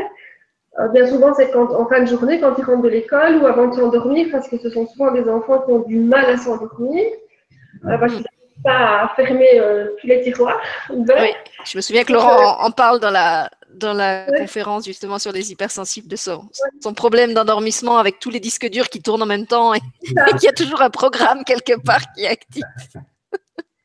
Et donc, là, l'enfant donc, va vraiment faire ces exercices et donc c'est aux parents aussi de lui rappeler, tiens, voilà, et moi, bien souvent, le parent, il prend des notes ou alors je leur écris un petit résumé, je leur donne, parce que c'est au cas par cas, c'est jamais les mêmes exercices, tout varie. J'ai déjà eu des enfants que je n'arrivais pas à voir sur la table de massage, ils couraient partout, c'était impossible de poser les mains sur leurs épaules pour leur faire un soin, alors là, il a fallu vraiment que j'essaie toujours de m'adapter, c'était sport. À un moment donné, je courais derrière lui autour de la table. J'avais pris un chrono, je dis, parce que j'avais repéré qu'il aimait le challenge. Donc, je dis, écoute, on va voir combien de temps tu peux rester assis. Hein. Si tu arrives à rester plus de 3 minutes, c'est génial, tu as gagné un haricot magique. Et donc, moi, en fait, les 3 minutes où il était assis, je dis, ça ne te dérange pas que je mette mes mains sur tes épaules. Et puis, bref, c'était parti. Mais au 3e soin, il était couché sur la table. Et il recevait, au début, il ne voulait pas d'amis. Au 3e soin, il a eu un ami. Et là, les parents me disaient, mais c'est extraordinaire, l'institutrice n'en revenait pas, mais qu'est-ce qui s'est passé? Ça va tellement vite avec les enfants. Et alors, quand les parents s'y mettent, c'est magique, en fait. Il faut poursuivre. Et alors, quand c'est un soin que tu fais à distance, est-ce que les parents et l'enfant disposent d'un replay pour, par exemple, réécouter ce que tu as expliqué, pour éventuellement refaire le soin, ou est-ce qu'il n'y en a pas? Pour le moment, il n'y en a pas, mais voilà, on est pour parler justement avec des personnes plus compétentes au niveau informatique, on va dire, pour nous expliquer tous ces nouveaux modes qui ne sont pas vintage. Sinon, ben voilà, on s'adapte parce que les parents ne sont pas non plus toujours au courant de ces nouvelles méthodes. Donc, ça peut se faire par écrit aussi, par Skype. Voilà. Mais on avance. On fait de notre mieux pour s'adapter. Bah, puis vous faites déjà beaucoup. Moi, quand je vois la gamme quand même de ce que vous proposez, vous passez à des publics très différents, d'âges différents, à des publics professionnels différents. Vous avez des animations qui sont uniquement scolaires, vous en avez d'autres qui s'adressent aux familles. Enfin, c'est quand même très, très. Vous avez un bel éventail, je trouve, d'activités. C'est multifonctionnel. C'est ça. Du vintage multifonctionnel. Du vintage multifonctionnel. Vous avez trouvé votre créneau. C'est le fait tout à la belge. Tu vois. Thérapeute vintage multifonctionnel. Il va falloir changer la carte de visite, je pense, et ajouter une nouvelle mention. Mais la carte de visite est assez longue. C'était très difficile de faire ça concis, en fait. On a dû faire une carte recto verso et puis bon, on s'est dit non, il n'y a pas tout. Alors on a fait un flyer en plus. Moi, j'ai résolu le problème, j'ai rien mis en fait. Je racontais dans une émission qui s'appelait justement Vivre sans étiquette, que c'était tellement compliqué de mettre sur ma carte de visite tout ce que je faisais et que je ne voulais pas justement être identifiée à une ou l'autre chose. Donc finalement, j'avais choisi de ne mettre que l'adresse du site en me disant les gens qui veulent vraiment savoir iront sur le site. Sur le site, ils trouveront justement la palette de ce que je propose et ça leur donnera une meilleure idée que si j'essaye de me réduire à un seul mot. Et effectivement, à chaque fois que je donnais la carte, il y avait des gens qui me disaient mais pourquoi tu dis pas Sylvie Petitsa écrivain ou Sylvie Petitsa web animatrice? Je disais mais parce qu'en fait, je suis beaucoup plus que tout ça. Je fais beaucoup plus et si je commence à mettre tout ce que je sais faire dessus, soit ça va faire prétentieux, soit ça va noyer l'information et de toute façon les gens comprendront pas ce que je fais. Donc je préfère qu'ils aillent découvrir par eux-mêmes et qu'après ils choisissent justement dans la palette de ce que je propose l'axe qui les intéresse le plus. Voilà. Et comme ça j'ai résolu le problème de l'étiquette introuvable. Mais au début, ça a été très compliqué. Je me souviens, on avait suivi une formation justement plus concrète, c'était une formation professionnelle, marketing, etc. Et moi-même, je suis formée en marketing, hein, donc, mais voilà, je suivais une formation là-dedans et il fallait mettre des mots sur ce qu'on offrait comme service. Mais ça a mis des mots, c'était impossible. Et ils voulaient du concret, mais expliquez-nous, mais… Alors, on avait beau leur expliquer, on n'arrivait pas à mettre des mots. C'était vraiment, vraiment compliqué. En fait. Oui, il y avait un exercice qui s'appelait l'elevator pitch. En fait, le petit pitch que tu fais à une personne dans un ascenseur. Genre où tu as 1 seconde pour décrire ton activité, pas une de plus, quoi. D'accord. Et alors, tu t'en es sorti vivant du elevator pitch? En fait, on a quitté la formation. On a arrêté la formation. C'est une solution comme une autre. Bon, écoute, la prochaine fois, essaye de dire je suis thérapeute multifonctionnel vintage. Voilà. rien que pour le fou rire que ça va donner. Je pense que… Et puis, prends avec ton smartphone, si tu n'es pas trop vintage, prends-nous la photo de la tête du gars et envoie-la nous. Je pense qu'on va passer un bon moment. Après, tu fais une galerie, tu sais, de tous ceux à qui t'as dit ça et de leur réaction. Pourquoi pas? Et je les mets en noir et blanc hein, pour faire stage. Alors, je vais aller voir sur le chat s'il y a d'autres questions. Est-ce que vous aviez d'autres choses encore que vous vouliez préciser par rapport à votre activité, soit pour les individuels, soit pour les ateliers? Non, je pense qu'on a tout dit. Voilà, oui, on forme toujours. Enfin, ça, c'est Laurent, parce que voilà, j'aime bien que ce soit lui. Laurent, il fait les initiations Reiki, donc voilà, il y a des parents, ils ont envie d'aller plus loin justement dans l'énergétique. Et c'est un beau levier, un beau tremplin justement pour approcher l'énergétique. Et c'est un côté rassurant. C'est un chouette premier pas, voilà. Voilà, comme vous avez aussi parlé plusieurs fois des blessures de l'âme, je rappelle que là aussi, vous avez fait une émission spéciale sur les blessures de l'âme. Alors là, je crois que c'était sur le Grand Changement, encore avec France, qui est également en replay. Et ceux que ça intéresse peuvent aller voir. De toute façon, dans la playlist de ma chaîne, j'ai mis toutes les émissions que vous aviez faites, que ce soit avec moi ou avec d'autres. Et puis, je crois que vous avez votre propre chaîne YouTube où c'est sur le site où ils peuvent voir justement cette fameuse conférence sur les enfants hypersensibles que j'ai regardée d'ailleurs.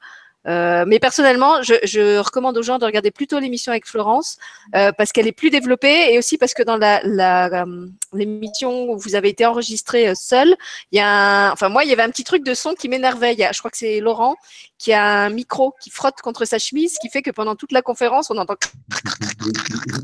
Et comme je suis un peu du genre hypersensible des oreilles, ça m'a beaucoup gêné ce bruit.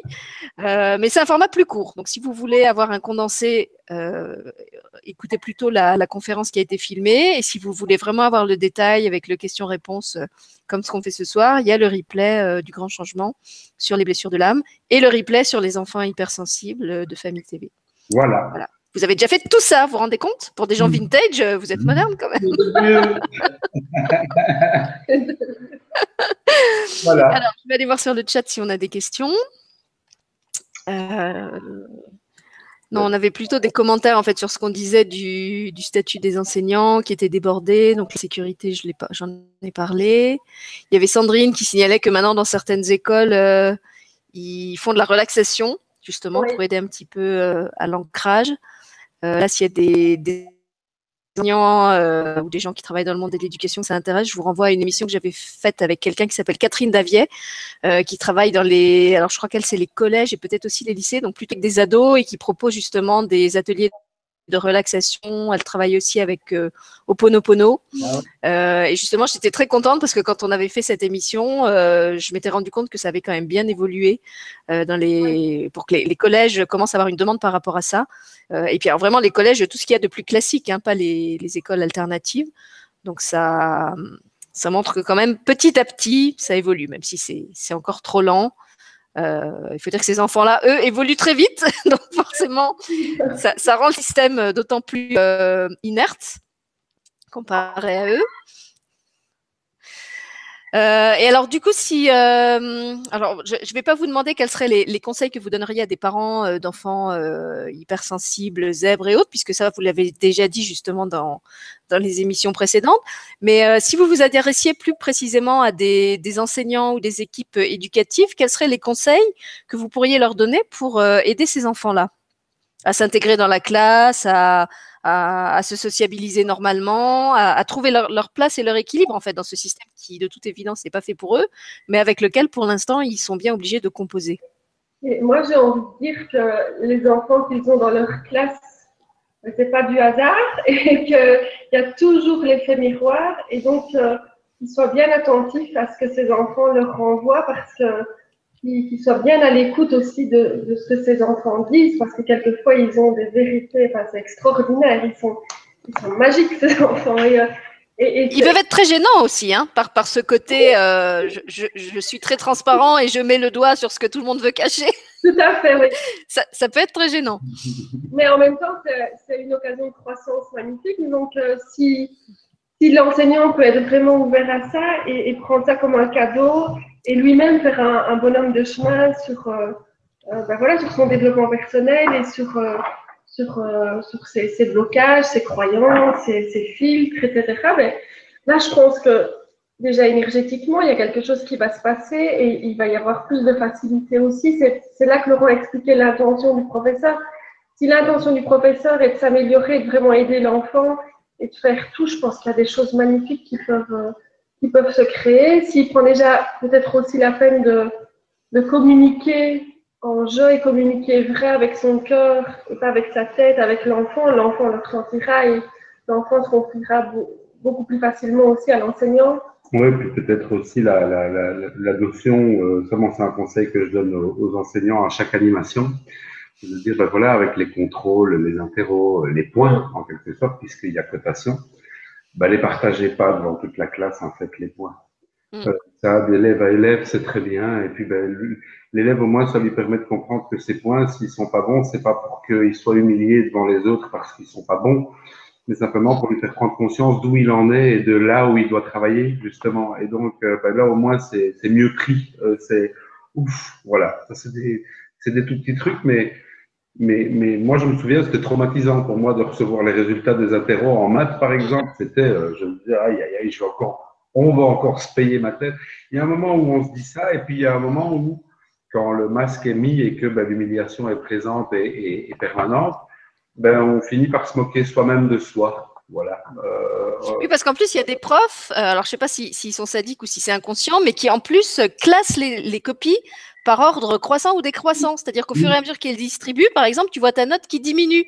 Donc tu sais que plus ça avance, tant que tu n'as pas ta copie, et ben, plus tu as une mauvaise note. Donc ou inversement, quand tu reçois ta copie dans les premiers, c'est que tu n'as pas réussi ton test. Donc c'est quand même assez cruel. Moi, je me souviens comme ça de profs qui distribuaient les copies au compte-gouttes avec un système crescendo ou décrescendo, et vraiment ça avait le don de me mettre sur les nerfs. De ne pas savoir où j'en étais de ce classement. Et j'ai envie d'ajouter, alors si vous êtes une école pour le coup pas vintage, vous pouvez même renoncer à ce système de points, soit en lui substituant un autre système d'évaluation, voire d'auto-évaluation des élèves par eux-mêmes, si vous êtes très moderne. Mais je sais que ça se fait. Et alors moi, j'ai quitté l'enseignement, ça fait quand même plus de 10 ans maintenant, mais j'étais dans une école où on avait fait ce choix de renoncer aux notes. Et je me rappelle qu'il a vraiment fallu qu'on bataille auprès des parents, qu'on leur explique pourquoi on faisait ce choix, justement parce qu'en plus c'était une école qui accueillait beaucoup d'enfants en difficulté, qui était stigmatisée par cette course aux bonnes notes. Et les parents avaient vraiment très peur de ça, en fait. Ils avaient peur qu'on quitte ce système en disant mais comment on va situer notre enfant par rapport au système, comment on saura ce qu'il vaut s'il n'y a pas de notes. Alors qu'en fait, on leur avait quand même proposé un système alternatif avec des appréciations qui finalement étaient beaucoup plus précises et beaucoup plus parlantes que les notes. Mais on voyait vraiment qu'il y avait des parents que ça angoissait de ne pas avoir ce référentiel de notes que sûrement eux-mêmes avaient connu plus jeunes. Donc c'est aussi un choix de l'école de se positionner par rapport à ça, mais c'est faisable. Au bout de quelques années, on avait réussi à faire passer le truc et les parents ne trouvaient plus ça choquant. Il y avait les nouveaux arrivants qui étaient encore choqués, mais ceux pour qui ça fonctionnait depuis 2 ou 3 ans, vous voyez que finalement les enfants ne s'en portaient pas plus mal. Et je crois qu'il y a des enfants qu'on a vraiment réussi à récupérer comme ça en arrêtant de leur mettre cette pression des notes, parce que du coup, ils retrouvaient le plaisir d'apprendre, ils retrouvaient le plaisir d'essayer, en sachant qu'au bout, il n'y avait pas cette espèce de guillotine qui allait tomber si jamais ils faisaient une erreur qui allait leur coûter des points. Et ça, je trouvais que c'était vraiment important. Oui, puis ça laissera moins d'enfants sur le bord du chemin, on va dire, pendant leur cursus, parce qu'il y en a un paquet, je pense, en tout cas dans les décennies là qui nous précèdent, qui ont été marginalisés ou laissés au bord du chemin, j'ai envie de dire, alors qu'il y avait un potentiel qui était présent, mais juste totalement inexploité et totalement marginalisé, puisque justement pas dans les clous, pas dans le moule, voilà. Et de toute façon, moi, j'avais que des enfants du bord du chemin, c'est-à-dire que c'était une école qui était vraiment spécialisée pour accueillir ceux dont les collèges et les lycées ne voulaient plus, justement parce qu'ils n'avaient pas le profil pour suivre un enseignement entre guillemets normal. Donc, quand ils arrivaient chez nous, au départ, ils le vivaient très mal. Ils le disaient eux-mêmes, ils disaient on est dans un ghetto de nuls. Et petit à petit, ils découvraient, alors c'était pas tout le monde qui avait cette prise de conscience, mais il y en avait certains qui découvraient que d'être dans un cadre spécifique, ça leur permettait de travailler à leur rythme et surtout, ça leur permettait de redécouvrir qu'ils étaient capables. Ils étaient capables de réussir. Ils rencontraient des adultes qui leur faisaient confiance. Ça, c'était quelque chose aussi dont ils n'avaient plus l'habitude. Et je pense que c'est vraiment important. Et j'ai envie de dire aussi aux enseignants qui travaillent avec des enfants comme ça, rappelez-vous qu'au-delà de l'élève, il y a aussi une personne et que souvent, cette personne, elle a des qualités extraordinaires. Moi, je me souviens avoir fait dans le cadre d'une recherche pédagogique, des entretiens particuliers avec un petit groupe d'élèves qui avait été sélectionnés pour ça, et où j'ai vraiment découvert, à travers ce qu'ils me racontaient de leur vie hors école, des enfants dont jamais j'aurais soupçonné qu'ils faisaient ça, des enfants qui avaient des casiers judiciaires, des enfants qui étaient en situation de délinquance ou de pré-délinquance, mais qui me racontaient que le week-end, ils étaient pompiers volontaires, qu'ils aidaient la mamie voisine à faire ses courses parce qu'elle était invalide et qu'elle descendait pas les escaliers, qui faisaient la lecture à leurs petits frères et sœurs, qu'ils accompagnaient les parents faire les cours parce que les parents étaient illettrés et qu'ils étaient incapables de lire les étiquettes des produits, et que eux, ça les enquiquinait bien parce qu'ils auraient préféré rester regarder la télé. À l'époque, c'était la télé, pas les consoles. Et vraiment, j'ai découvert chez ces enfants qu'on aurait pu stigmatiser et penser être de petites canailles, des jeunes qui avaient vraiment des vraies valeurs, des vraies qualités humaines qui s'exprimaient pas forcément à l'école, mais qui étaient bien existantes. Et quand on réussit à mettre ça en avant dans un cadre scolaire, moi, je trouve que pour le jeune, c'est super parce que ça lui permet de de se revaloriser, de prendre confiance en lui et de montrer que même si scolairement, il est peut-être pas le best du best, il a quand même des atouts. Il peut quand même apprendre d'autres choses à d'autres enfants. Je me souviens de quelque chose qu'on avait mis en place aussi qui marchait très bien, c'était le tutorat entre les grands et les petits. C'est-à-dire que plutôt que ce soit le prof qui enseigne ou qui montre, on leur proposait des activités où c'était les grands qui encadraient les petits. Donc évidemment, c'était encadré pour que ça parte pas dans toutes les dérives. Et ça marchait très très bien parce que souvent les petits, enfin les plus jeunes acceptaient mieux que ce soit les autres élèves qui les reprennent ou qui leur demandent de refaire plutôt qu'un prof. Et les grands se sentaient très valorisés d'être dans ce rôle du grand frère ou de la grande sœur qui était là pour expliquer. Du coup, pour expliquer, ils se rendaient compte qu'il fallait qu'ils maîtrisent le sujet. Donc ça les obligeait aussi à apprendre ce qu'ils étaient censés enseigner et à le maîtriser. Donc ça, je trouvais que pour le coup, c'était vraiment un système gagnant-gagnant. Je me souviens d'une exposition jeu qu'on avait organisée comme ça, où c'était les grands qui guidaient les équipes et qui les aidaient à trouver des réponses. Et vraiment, c'était beau de voir ce qui se créait comme lien et comme oui, comme revalorisation de soi aussi. J'avais trouvé que c'était vraiment utile pour ça. C'est vrai que le programme scolaire, ben, il est ce qu'il est. Voilà, il y a des choses malheureusement à voir, mais bon, je vois ici l'école de nos filles. Victoire a vraiment pu trouver confiance en elle en intégrant cette école, parce que ben, à côté des matières mathématiques, français et anglais, ben, elle a d'autres choses. Elle a du tricot. Elle a de la couture, elle a du maraîchage, elle va se balader en forêt.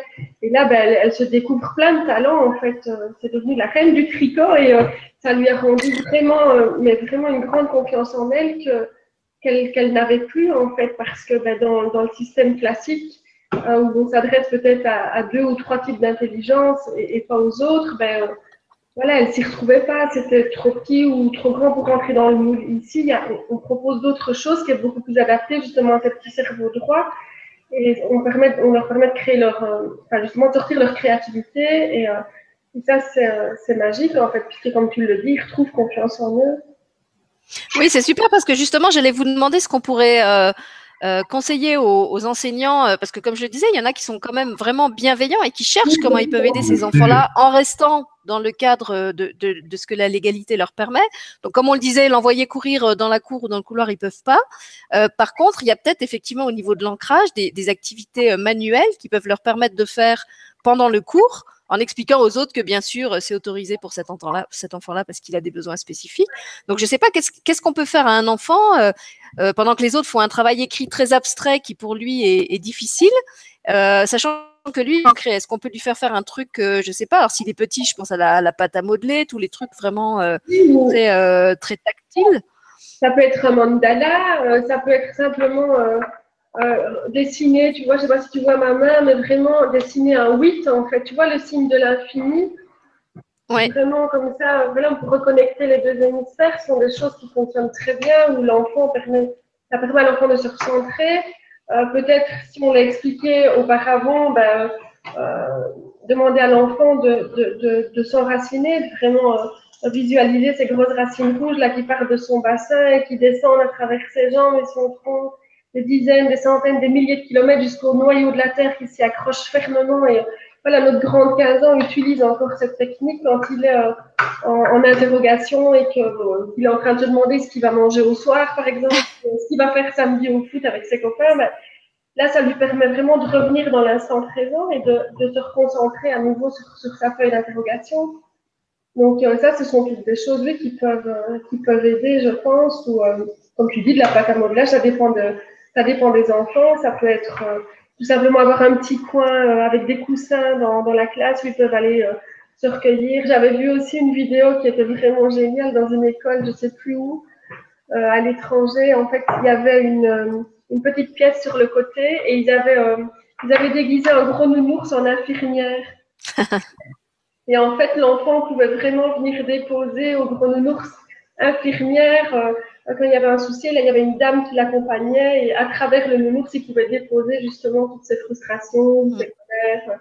Mais je trouvais oui, s'ils sont plus grands, ça peut être aussi avoir une boîte, alors je sais pas comment on peut l'appeler, la boîte à secrets ou un endroit où ils peuvent déposer en fait ce qu'ils ont sur le cœur et qu'ils peuvent pas exprimer verbalement parce qu'il y a cours à ce moment-là. mais au moins ça leur permet de le faire, ou de façon écrite, ou de façon ou sous forme de dessin, ou même juste une boulette chiffonnée s'ils sont en colère. Je me souviens qu'avec mon fils petit, on a beaucoup utilisé ça quand il avait des peurs ou des colères. Je lui demandais de dessiner, et après, soit on froissait la feuille, soit on la déchirait, soit on la brûlait. Enfin, on faisait comme ça des trucs pour faire disparaître le traumatisme. Et je lui avais dit, à l'école, ou quand tu rentres de l'école, si tu peux pas le faire à l'école, tu peux aussi faire ça. Bon, évidemment, tu ne brûles pas la feuille dans la classe, et surtout, tu ne dis pas que maman t'a dit de brûler la feuille dans la classe. Mais c'est vrai que ça peut être des petites choses aussi utiles. Et puisque tu parlais de méditation, je me demandais, est-ce que, par exemple, on peut mettre un enfant justement qui a besoin à un moment de se recentrer avec un casque dans un coin de la classe en lui demandant de regarder une vidéo ou d'écouter une méditation qui va l'aider à s'ancrer, ou est-ce que justement le fait que ça passe par l'ordinateur ou par un support non vintage ne va pas l'aider à s'ancrer si c'est trop virtuel? Je sais pas, parce que je dois dire que l'écran, on n'est pas fan. Hein. Oui, moi je suis pas très écran, mais enfin bon, pourquoi pas. Maintenant, c'est vrai que je remarque avec l'enfant, il plonge très très vite en état de méditation, hein, on va dire, mais ah oui, en relaxation. En relaxation, et donc, mais par lui-même, je pense qu'il a quand même vraiment besoin d'une explication avant pour pouvoir vraiment plonger dans cet état méditatif. Ouais. Non, si par exemple déjà fait, mais qui ne se sent pas capable de refaire. S'il est petit, par exemple, et qui ne se sent pas capable de le refaire tout seul, qu'il lui faut un peu un mode d'emploi, est-ce qu'on peut, par exemple, lui dire, écoute, tu sais, la méditation que je t'ai apprise l'autre fois, elle est enregistrée sur le CD, comme on les envoie des fois écouter un conte dans le coin lecture, avec un casque pour ne pas gêner ceux qui travaillent à côté. Pourquoi pas? Ça, c'est chouette. Il y a les méditations, il y a plein de choses, et c'est en fonction des tranches d'âge. Moi, mes enfants, c'est vrai, souvent, ils vont dans leur chambre et mettent le lecteur, ils mettent le CD là, et ils se font des méditations, et il y en a même pour les ados. Oui, pourquoi pas, il y en a qui accrochent. C'est que moi, je pense toujours pratique, tu vois, je pense toujours à l'enseignant avec ses 35 élèves, et je me dis, si les 35 n'ont pas besoin de faire la même méditation au même moment, comment ils peuvent le faire sans se gêner? Donc c'est pour ça que j'avais cette idée du casque qui leur permet d'avoir un peu leur bulle sans gêner le reste du groupe qui peut-être a besoin, lui, de continuer à écouter ce que le prof raconte et de revenir après suivre le cours une fois qu'ils se sentent calmés. Mais je ne sais pas si ça peut marcher comme ça. Mais pourquoi pas? Il faut essayer, en fait. Je pense que de toute façon, ça peut pas être pire que de l'obliger à suivre alors qu'il est bouillonnant d'émotions, décentré, perturbé par quelque chose. Parce qu'on a beaucoup parlé des émotions, mais on a oublié aussi. Enfin, on n'a pas mentionné tout ce dont vous parlez dans la fameuse émission sur les enfants hypersensibles, où vous expliquez qu'il y a aussi toute l'hypersensibilité physique. Donc moi, j'ai parlé de mon hypersensibilité des oreilles, mais ça peut être les étiquettes d'un t-shirt qui les gratte. Ça peut suffire à les déconcentrer pendant toute une matinée s'il y a cette sensation désagréable sur la peau. Donc évidemment, s'il dit ça à la maîtresse va peut-être encore une fois dire arrête d'en faire une histoire, quoi, parce que ça va lui paraître complètement dérisoire, mais pour l'enfant, c'est un vrai problème. Oui, tout à fait. Oui. Donc ça aussi, faut le rappeler. Oui, même par rapport à l'alimentation, je vois. Ils vont très vite rester bloqués sur un petit truc, quoi. Une collation. Ils filent dans la soupe. Oui, c'est ça, la soupe, la collation, la faim aussi. Enfin, moi, par exemple, quand j'ai faim, j'ai très faim. Il faut que je mange tout de suite, et ça peut être des choses vraiment qui vont les bloquer, ou un avion qui passe avec un bruit pas possible, ou ça va bourdonner dans les oreilles après pendant 1 heure. Donc, oui, c'est vraiment se rendre compte finalement de cette hypersensibilité et de comprendre ce que c'est. Comme tu dis, c'est pas que de l'hypersensibilité émotionnelle, c'est de l'hypersensibilité à tous les niveaux. La craie sur le tableau, par exemple. Oui. Bon, maintenant, il y a de moins en moins d'écoles où on utilise la craie et l'ardoise. Il y a de plus en plus justement les tableaux numériques ou les tableaux au moins avec les feutres. Mais remarque, les feutres, ils peuvent aussi avoir une odeur très, très désagréable pour les hypersensibles. Oui, parce que c'est très chimique. C'est peut-être la Belgique, on est très vintage, mais dans l'école de nos enfants, ils ont repris les petites ardoises, tu vois. Ah oui, ils sont encore à ça, d'accord. Avec l'encrier, non, le trou de l'encrier dans la table. Et le porte-plume. Non. Ils sont déjà, ils ont pas de vent, mais ils ont une petite ardoise avec une craie et voilà. Donc, mais la petite ardoise personnelle. D'accord. Voilà. J'étais en train de penser à quelque chose. Maintenant, je sais plus ce que c'était. C'était avant qu'on parle de l'histoire de. Bon, je sais plus. Bon, bah soit ça me reviendra avant la fin de l'émission, soit que c'était pas important. Je vais retourner sur le chat voir s'il y avait encore des questions. Non, il y en a plus. Mais écoutez, de toute façon, on arrive au bout de l'émission. Donc, est-ce que, oui, je crois que vous me disiez que dans votre actualité, là, il y a plein de belles choses qui sont prévues. Donc, vous vouliez nous dire un mot. Oui. Donc, je vais vous laisser faire ça. Puis peut-être, entre-temps, mon idée va revenir. Moi, je voudrais juste par rapport, avant l'actualité, spécifier quelque chose. Donc, on a parlé beaucoup des enfants au potentiel, les zèbres, les troubles de l'attention, mais c'est tous les enfants, en fait. Oui, il y a ces enfants qui sont hypersensibles, qui vont refléter le miroir. Le miroir va être beaucoup plus révélateur, on va dire. Mais tous les enfants du monde sont des miroirs pour leurs parents. Et tous les enfants, je veux dire, un travail peut être fait au sein de toutes les familles de la Terre, en fait. Donc, il n'y a pas besoin d'avoir un enfant hypersensible, etc., pour aller voir ce que notre enfant essaye de nous communiquer comme message. L'État belge, d'ailleurs, via un de ses ministères, je pense que c'est l'enfance, fait une campagne, ça s'appelle Yapaka. Et Yapaka, en fait, le message qui est véhiculé pour le moment, je trouve ça génial. Je l'ai encore vu dans la salle d'attente du médecin de famille, là, le week-end dernier. Et c'était un enfant turbulent a toujours quelque chose à dire. Et donc, en gros, ben voilà, alléluia, on en est maintenant à ramener aussi une forme de réflexion.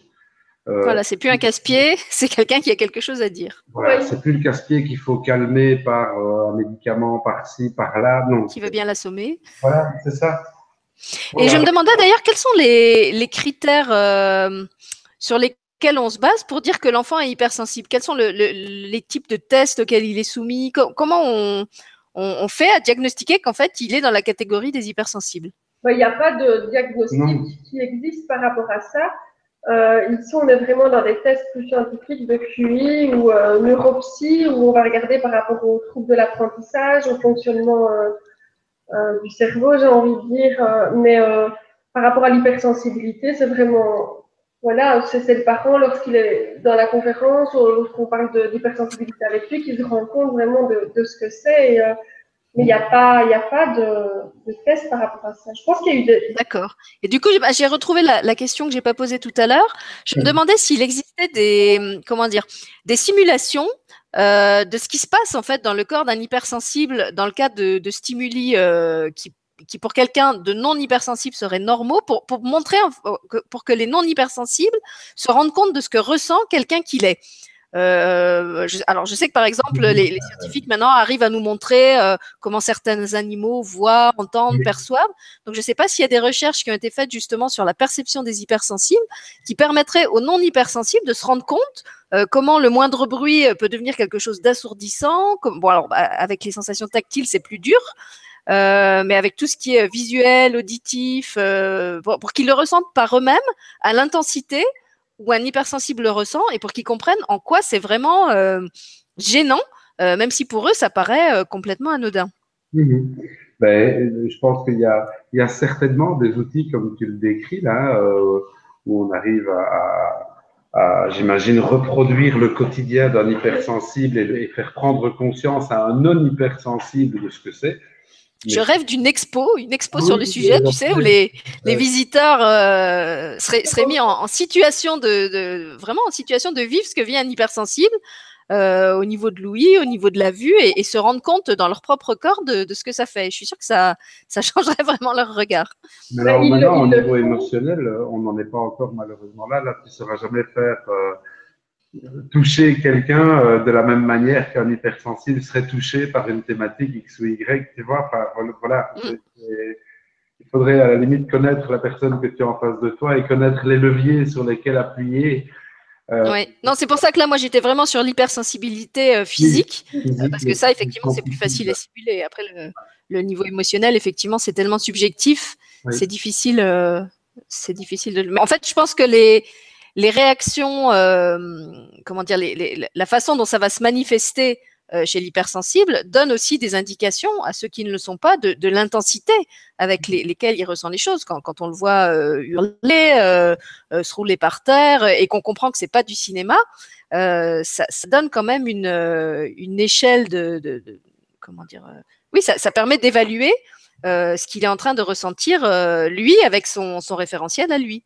Mais ils l'ont fait pour les accouchements, hein, je pense, où les messieurs peuvent se rendre compte de ce que la femme subit justement pendant ses subit.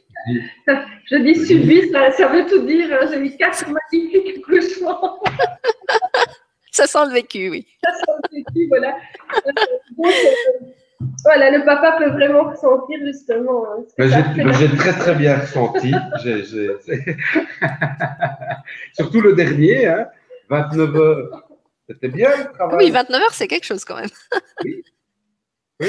Bon, alors s'il y a parmi nos auditeurs un scientifique qui a envie de lancer un concept d'exposition pour sensibiliser les gens à l'hypersensibilité, qui prennent contact avec vous, vous avez plein de matières à lui fournir sur ce que ressent au quotidien un hypersensible au niveau physique et au niveau émotionnel. Et puis sinon, comme on le disait, il y a la fameuse émission que vous aviez faite avec Florence qui, même si c'est pas en situation de simulation, explique déjà beaucoup de choses et permet de prendre un peu la mesure de ce qui se passe dans le corps et dans le cœur d'un hypersensible, enfant ou adulte.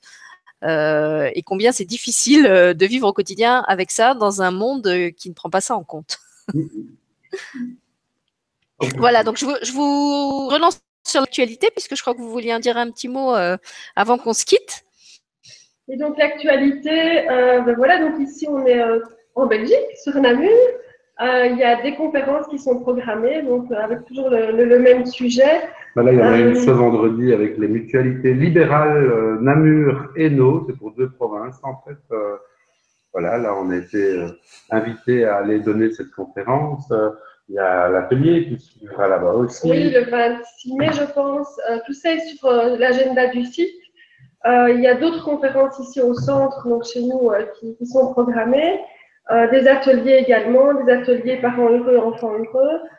Et alors l'agenda, demain, j'aurai plus de temps pendant que Laurent est en animation, voilà, il sera un peu mis à jour avec des nouvelles dates, notamment d'initiation Reiki. Attends, qui va être mis à jour, Laurent ou l'agenda? Les deux. Tu vas aller te mettre à jour auprès des élèves. Je vais me connecter à… Il quitte son statut vintage demain. Voilà, oui, c'est ça. Oui.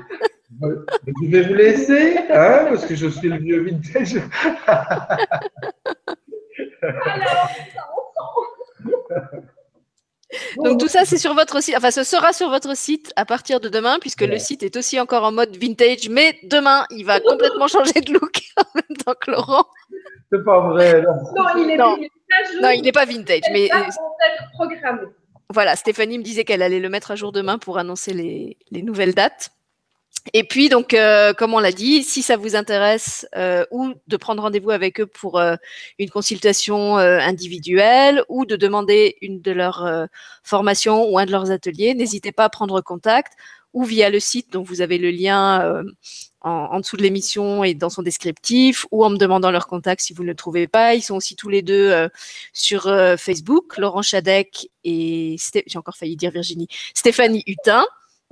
Le site s'appelle En âme et conscience et vous pouvez le trouver facilement en faisant une recherche sur Internet pour peu que vous ne soyez pas vintage et que vous ayez un ordinateur. Mais si vous suivez cette émission, je suppose que vous en avez un.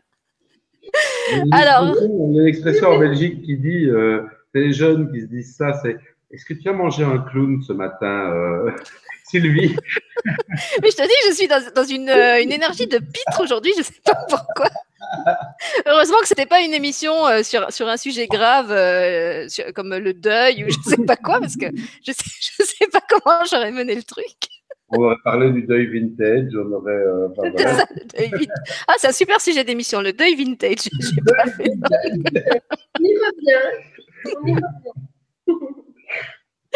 Voilà, en tout cas, on vous remercie déjà vous deux d'avoir partagé ce moment de pitrerie néanmoins très, très enrichissante avec moi. Parce que même si on a beaucoup rigolé, on a aussi partagé beaucoup de de connaissances et utile, je pense, pour tout le monde, pour les enfants, les parents et tous ceux qui sont dans le monde de l'éducation ou même sans être dedans, ceux que ça intéresse, tout simplement, les grands-parents, les oncles, les tantes. On est tous de toute façon de près ou de loin en lien avec des enfants. Je remercie aussi les gens qui étaient là côté public pour commenter et poser des questions. Et puis, donc voilà, pour ceux qui veulent les infos, n'hésitez pas à aller sur le site En âme et conscience, où vous retrouverez tout ce dont on a parlé ce soir. Et puis, si vous cherchez aussi les conférences dont on a parlé en replay, que vous ne les trouvez pas, vous me les demandez. Un petit mot de la fin, tous les deux? Mais merci à tous d'avoir été présents. Merci aux futurs auditeurs. Merci à toi, Sylvie, de nous avoir invités. De bon cœur. On a adoré cette émission vintage et pleine d'humour. Voilà, on va réfléchir à un futur sujet. Non, et puis voilà, moi c'est surtout un petit message pour terminer, c'est chaque enfant a un message unique pour les parents uniques que vous êtes. Voilà. Oh, c'est beau. Et tiens, moi, je l'ai pas en tête, mais j'aimerais que Stéphanie rappelle je crois que c'est le message de votre site qu'on avait mis justement en descriptif de l'émission. Comment c'était, Laurent? Choisir de guérir. De guérir nos blessures, c'est éviter à nos enfants d'avoir à les porter. Voilà, je trouvais que c'était très beau et que ça résumait bien toute l'émission. Bon, il n'y avait pas le côté vintage ni le côté pitre, mais l'essentiel du message était quand même bien là. Et voilà, je crois que c'est un beau mot de la fin, donc je vous propose qu'on se quitte là-dessus, si ça vous va. Ah ben, ça nous va. On vous souhaite, merci à tous et puis merci à toi, Sylvie. Merci à vous deux. Bonsoir à tous. Bonsoir.